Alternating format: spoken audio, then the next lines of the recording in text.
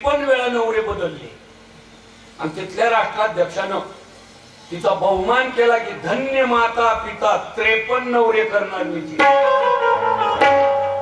काय देश आहे भ्रष्ट। या भारत देशात विवाह पद्धती एकदाच आहे महाराज, जीवनात एकदा, नाईलाज असतो दुसऱ्यांदा।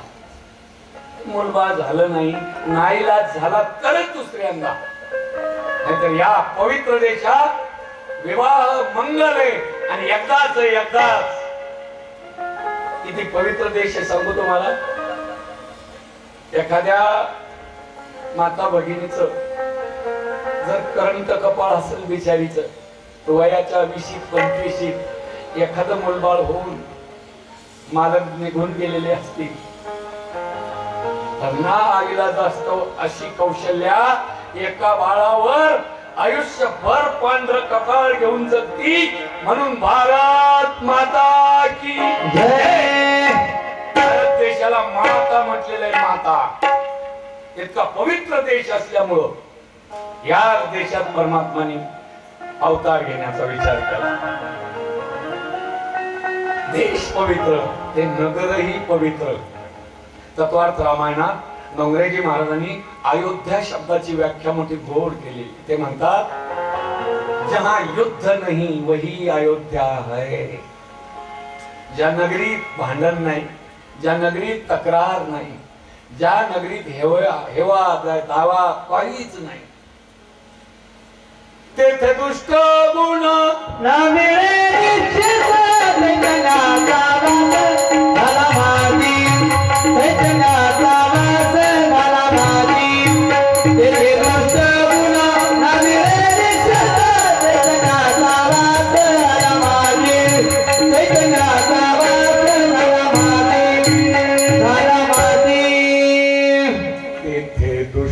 गुण न मिळे निशेष।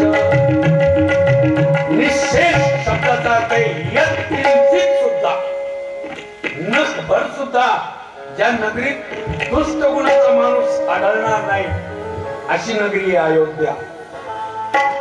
परमात्माने ठरवलं अयोध्येत यायचं। आता अयोध्येत यायचंय, हा झाला देश काळ।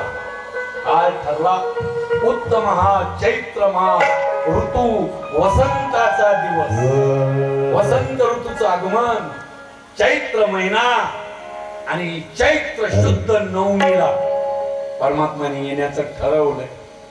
हा दिवस फार पर्व काळ आहे मोठा।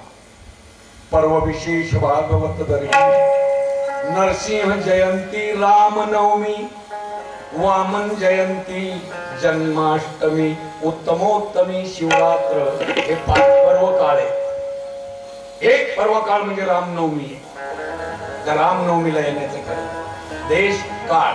आता पात्र, पात्र म्हणजे नेमका कोणाच्या पोटी अवतार घ्यायचा।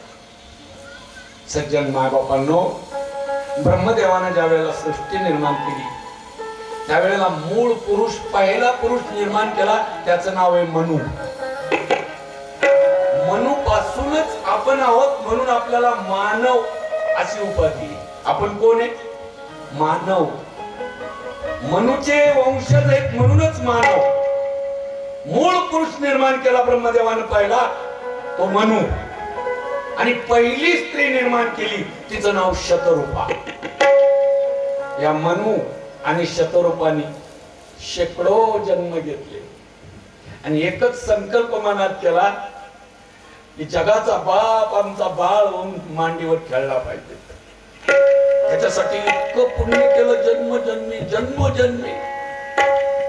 देवया विठ्ठले कृपा केली, देवया विठ्ठले कृपा केली, देवया विठ्ठले कृपा केली, देवया विठ्ठले कृपा केली।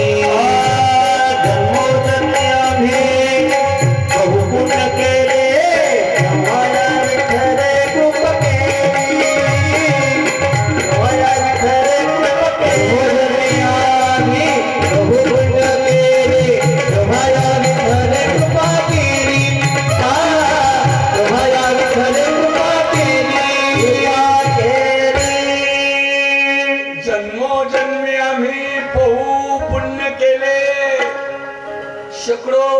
जन्म घेऊन पुण्य संपादन करण्याकरता काय काय केलं निळोबराच्या एका गवळणीत आपल्याला ऐकायला येत आहे। याचे भेटी लागी बहु केले सायास, याचे